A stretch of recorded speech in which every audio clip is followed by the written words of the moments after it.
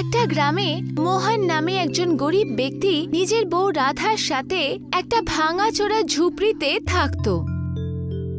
মোহন গ্রামের সবথেকে ধনী আর ক্রূর ব্যক্তি ভীমার হাভেলিতে পরিষ্কারের কাজ করত।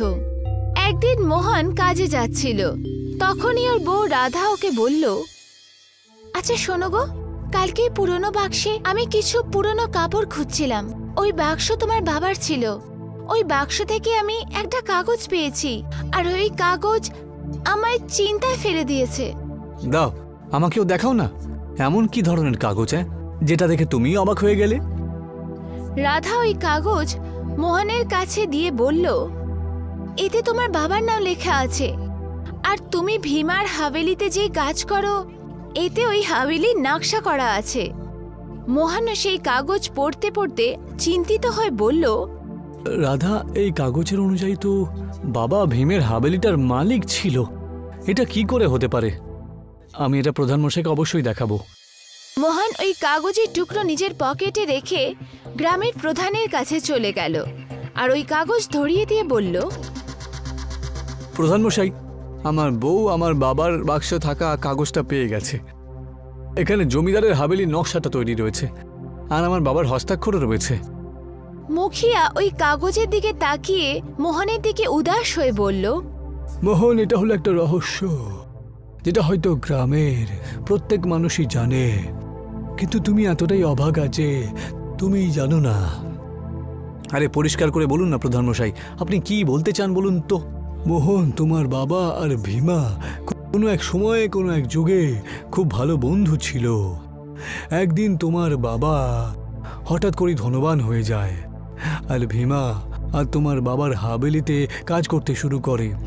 কিন্তু তোমার জন্মের পরে হঠাৎ করে ভীমা আর তোমার মা বাবা স্বর্গ সিধার করে। ভীমা তোমার দেখাশোনা করে আর তোমার বিবাহও দেয়, আর তোমাকে তোমার হাভেলিতেই চাকর বানিয়ে ছেড়ে দেয়। মোহন নিজের মনে অনেক প্রশ্ন নিয়ে ভীমার হাভেলিতে এসে পৌঁছালো। মোহনকে দেখে ভীমা ক্রোধিত হয়ে বলল, আরে কাজে আসার তোমার এখন সবে সময় হলো? আরে হাভেলি কত নোংরা হয়ে গেছে, তুমি কোথায় ছিলে? আমি প্রধানমশাইয়ের সাথে কথা বলিলাম, আর উনি আমাকে বললেন যে এই হাভেলির আসল মালিক হলো আমার বাবা। এই রহস্যটা কি বলুন তো? তাহলে গ্রামের লোকজন তোকে উস্কানি দিল আর তুই সঙ্গে সঙ্গে চলে গেলি, তাই তো? আরে তোর মা বাবা তোকে জন্ম দিয়েই চলে গিয়েছিল, বুঝলি? আমিই তোকে খাইয়ে দাইয়ে বড় করলাম রে শয়তান, আর তোকে থাকার জন্য আমি একটা ঝুপড়ি পর্যন্ত দিই, আর এখন তুই এই হাভেলিটাকে তোর নিজের হাভেলি বলছিস? এইটুকু বলেই ভীমা মোহনকে নিজের হাভেলি থেকে বাইরে বের করে দিল। মোহন উদাস হয়ে নিজের ঝুপড়িতে ফেরত এলো। কি হয়েছে, তুমি এত তাড়াতাড়ি কি করে এলে? মোহন সব কথা বলল। মালিক তো আমাকে হাভেলির কাছ থেকে বের করে দিল। কিন্তু তোমার কি দরকার ছিল ওনাকে এসব জিজ্ঞেস করার? এবার আমরা কি করব? তোমাকে এই গ্রামে কে কাজ দেবে? এটাই ভেবে ভেবে আমার মাথাটা খারাপ হয়ে যাচ্ছে, জানো তো। তখনই ওখানে মুখিয়া এসে পৌঁছালো। মোহন, আমি তো শুনলাম যে ভীমা তোমাকে কাজ থেকে বের করে দিয়েছে। হ্যাঁ প্রধানমশাই, আপনি আমাকে যে কথাগুলো বলেছিলেন আমি সেই কথাগুলো মালিককে গিয়ে জিজ্ঞাসা করলাম, আর সেই কথায় রেগেই যায়। মোহন, চিন্তা করার তোমার কোনো দরকার নেই, ঠিক আছে ভাই? আমি তোমাকে যেগুলো বলেছি সেগুলো সত্যি। তুমি একটা কাজ কেন করছো না বলো তো? কিরকম কাজ?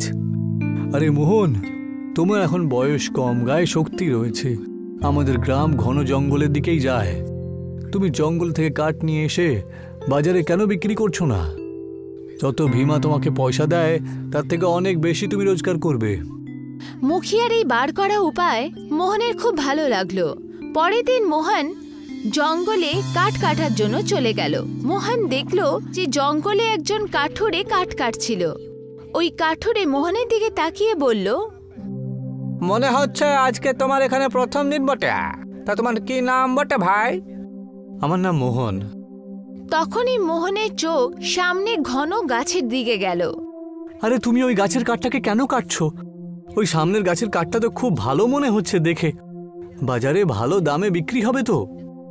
কাঠুরি ভয় পেতে পেতে মোহনের দিকে তাকিয়ে বলল, দেখো তুমি এখানে নতুন, সেই জন্য তোমাকে বলে দেখছি, হ্যাঁ, যে গাছের কাঠ ভালো করে তুমি দেখতে পাচ্ছ না, ওই গাছের সামনে একটা রহস্য জঙ্গলের রাস্তা শুরু হয়, বুঝলে? ওখানে গাছেরা কথাও বলে। কোনো কাঠুরিয়া ভয়ের কারণে ওই গাছের ধারে কাছে যায় না, বুঝেছ? এইটুকু বলেই কাঠুরে সেখান থেকে চলে গেল। মোহন নিজেই নিজেকে বলল, এটা কি করে হতে পারে? আমি তো ওই গাছটারই কাঠ কাটবো। মোহন আস্তে আস্তে ওই গাছের দিকে চলে গেল।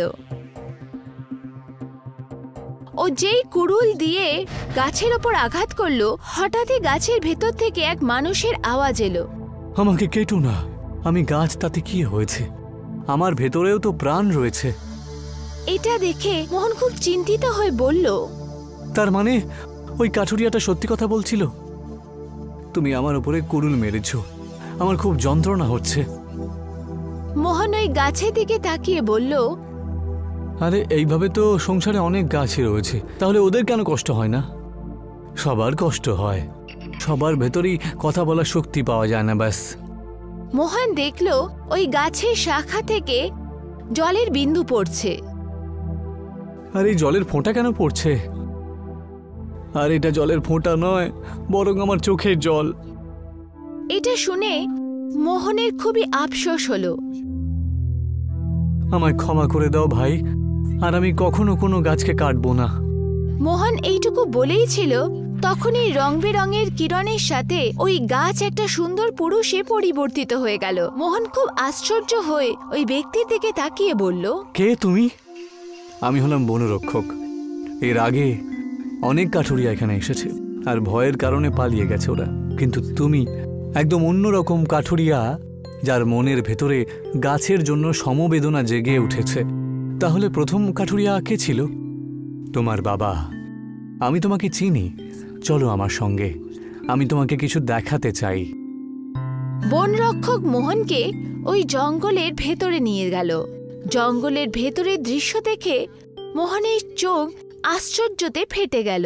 মোহন দেখল ওই জঙ্গলের গাছের মধ্যে ফল আর পাতার জায়গায় খুব সুন্দর বাসন দেখা যাচ্ছিল। আরে তো বেশ অদ্ভুত জঙ্গল দেখছি। এই জঙ্গলের গাছগুলোতে দেখছি ফল আর পাতার বদলে বাসনকোসন ঝুলছে। তুমি একদম ঠিকই দেখতে পাচ্ছ, এগুলো জাদুর বাসনের জঙ্গল। অনেক সময়কার আগে তোমার বাবাই জঙ্গলে আসতো, আর আমি ওনাকে উপহার হিসেবে একটা জাদুর বাসন দিয়েছিলাম। উনি ওই জাদুর বাসন থেকে যত ইচ্ছে ধন চাইতেন, ওই জাদুর বাসনটা ওনাকে সেটা দিয়ে দিত। ওই জাদুর বাসনের সাহায্যেই তো সে অনেক বড়লোকও হয়ে যায়। বড়লোক হওয়ার পরে নিজের গ্রামের লোকজনকে অনেক সাহায্যও করত। আর এই কথাটাই ওনার মিত্র ভীমা একেবারে পছন্দ করে না। ভীমা নিজের গরিবের কথা শুনিয়ে তোমার বাবার হাভেলিতে কাজ করার অজুহাতে তোমার বাবার ওপরেও নজর রাখতে শুরু করে। আর সে ওই জাদুর বাসনের রহস্যটা জানতে পেরে যায়। ও তোমার বাবার কাছ থেকে জাদুর বাসনের কথায় অনেক জিজ্ঞাসা করে, কিন্তু কোনো কথাই বলেন না তোমার বাবা। ভীমা রেগে গিয়ে তোমার বাবা আর তোমার মাকে রহস্যময়ভাবে একেবারে খুন করে দেয়। আর তার বদলের প্রতিশোধের জন্য তোমাকে তোমার হাভেলিতেই চাকর বানিয়ে রেখে দেয়। এইটুকু বলেই বনরক্ষক একটা বড় বাসন মোহনকে ধরিয়ে দিল আর বলল, এই বাসনের কাছ থেকে তুমি যত ধন চাইবে, এই বাসন তোমাকে ততই ধন দিয়ে দেবে। আমি জানি যখন ভীমা তোমাকে বড়লোক হতে দেখবে, তখনও তোমার কাছেও ধনবান হবার জন্য রহস্যটা জানার জন্য আসবে। কিন্তু তুমি তোমার বাবার মতন যেন ওর কাছে কিছু লুকিও না, তুমি ওকে এখানে নিয়ে আসবে। কিন্তু কেন?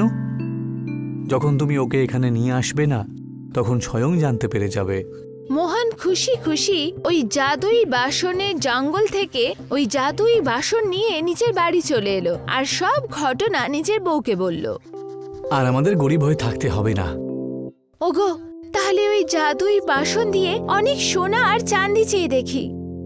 মোহন জাদুই বাসনের দিকে তাকিয়ে বলল, জাদুর বাসন আমাকে অনেক সোনা, রূপো, গয়না আর হিরে দিয়ে দাও। পর মুহূর্তেই রং বেরঙের কিরণের সাথে জাদুই বাসনে সোনা, চাঁদি আর হিরেতে উপচে পড়ল। রাধা, এ তো সত্যি সত্যিই জাদুর বাসন দেখছি। কিছুদিনের মধ্যেই মোহন গ্রামের সবথেকে ধনী ব্যক্তি হয়ে গেল। মোহনের হাভেলি এখন ভীমার হাভেলির থেকেও অনেক সুন্দর ছিল। মোহনের সাফল্য ভীমা সহ্য করতে পারছিল না। ও একদিন রেগে গিয়ে মোহনের কাছে এসে বলে, আরে তুই তো আমার হাভেলিতে নোংরা পরিষ্কার করার কাজ করতিস, তাই না? তাহলে তুই এত বড় লোক হলে কি করে? হ্যাঁ, আমি তো তোমার অপেক্ষাতেই ছিলাম মালিক। আসলে আমার কাছে একটা জাদুর বাসন রয়েছে, যেটার কাছ থেকে আমি যত ইচ্ছে সোনা চাঁদি রূপো চাই না কেন ও আমাকে দিয়ে দেয়। তুমি যদি চাও এমন বাসন তোমার কাছেও একটা থাকুক, তাহলে তোমাকে আমার সাথে জাদুর বাসনের জায়গাতে যেতে হবে। কিন্তু ভীমা হাসতে হাসতে মোহনের দিকে তাকিয়ে বলে, তুমি তোমার বাবার মতন মূর্খ নও দেখছি। ওর কাছেও তো একটা এরকম রহস্যময় বাসন ছিল। আমি ওকে অনেক জিজ্ঞাসা করেছিলাম যে ওই বাসনটা কোথায় পেয়েছিল ও, কিন্তু ও আমাকে কখনো বলেনি, জানো তো? তুমি একদম ঠিক কথা বলেছো, চলো আমার সাথে। কিছুক্ষণের মধ্যেই মোহন ভীমাকে জাদুই বাসনের জঙ্গলে নিয়ে এলো। ভীমা ওই জঙ্গলটা দেখে খুব আশ্চর্য হয়ে বলে, এ তো অদ্ভুত একটা জঙ্গল দেখছি।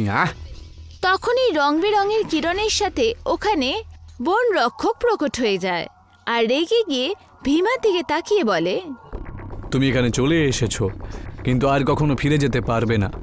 এই জাদুর জঙ্গলের গাছগুলোতে যত বাসন ঝুলে রয়েছে ওর মধ্যে থেকে কয়েকটা ফলিত জাদুর বাসন, বুঝলে? আর কয়েকটা সেই মানুষ যাদের মনের ভেতরে লোভ আর হিংসে একেবারে ভরে থাকে। তুমি মোহনের মা বাবাকে খুন করেছিলে, তাই না? আর মোহনের কাছ থেকে তার ছেলে মানুষই কেড়ে নাও। এর শাস্তি তুমি অবশ্যই পাবে। এই ব্যাপারে তুমি কি করে জানলে? কারণ আমি হলাম সেই বনরক্ষক যে মোহনের বাবাকে ওই জাদুর বাসনটা দিয়েছিল। আমি জানতাম যে মোহনের পুত্র একদিন না একদিন এই জঙ্গলে অবশ্যই আসবে, আর আমি ওর কাছ থেকেই ওর বাবার যে খুনি তাকে এখানে ডেকে নিয়ে আসব আর ওকে শাস্তি দেব। এবার তুমি তোমার সারাটা জীবন এই জঙ্গলের বাসনের মধ্যেই কোনো একটা গাছে বাসন হিসেবে ঝুলেই থাকবে।